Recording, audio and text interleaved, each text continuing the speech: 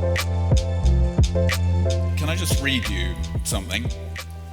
What kind of world do we live in today? Someone once suggested looking at it through the eyes of an objective, disinterested observer from another planet.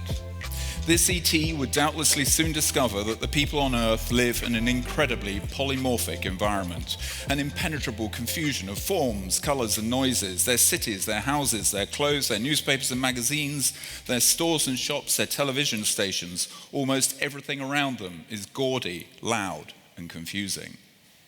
And ET would report back to his planet, people on Earth are evidently addicted to optical stimulants. That was published in 1986, 33 years ago, in a Danish magazine called Tools, and I read it then as a 24-year-old, and it was probably the turning point for me in what I have committed my lifelong career to.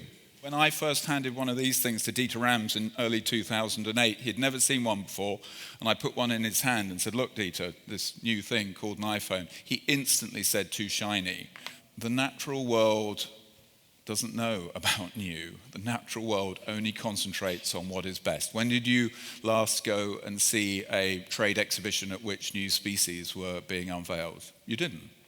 They don't exist. Somehow we as a human race have become obsessed with the new rather than the best. And better and the best is much more difficult to do. It's bloody easy just to keep churning out new things and then watch them fade away. There's no waste in the natural world. All cycles are closed. What we, in our wisdom in the last couple of hundred years, have done is break open those cycles, take carbon out of the ground, throw it into the air, put it into large holes in the ground. We've broken all of those cycles open. When the natural world finds a solution that works, it actually sticks with that solution. So it's a lot often about stasis and actually there being a value in stasis. Outcasts from society, nonconformists, founded their movement started in the 1650s, famously against slavery, against war, against alcohol. They were known as being honest, that they absolutely trusted each other, but because they trusted each other, they became trusted by outsiders as well. Famously, you could send your children to buy sweets from a Quaker business,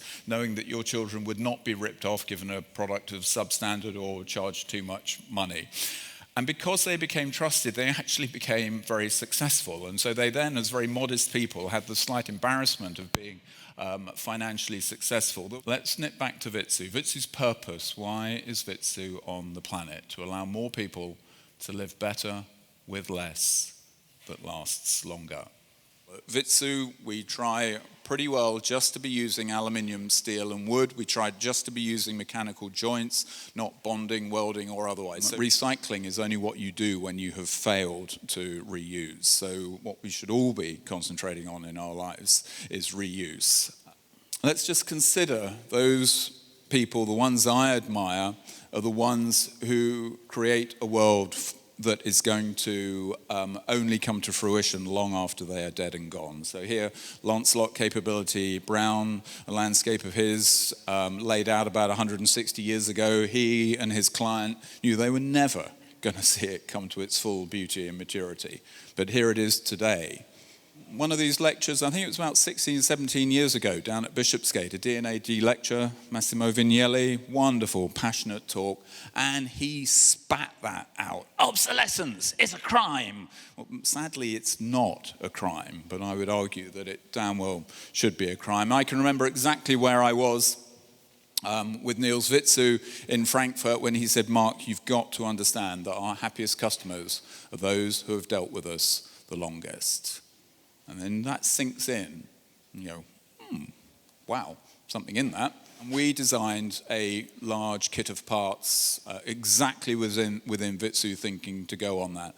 That's a beech laminate veneer lumber frame, so beech, a hardwood, cross-laminate timber, CLT walls going on it, all sorts of possibilities internally, a roof going on it, a north-lit roof going on it, a reflective north-lit roof going on it. That building we're continuing to build. We have a stack of those beams in the building that we can move around, lift up. 2 men can lift them on a lifter with dovetail joints on the ends of those beams, and we can move them around, put in mezzanine floors, subdivide spaces within the building. So it's a giant system in itself. It's a giant system in itself. Incredible. But we are in the natural world, which is a giant system in itself.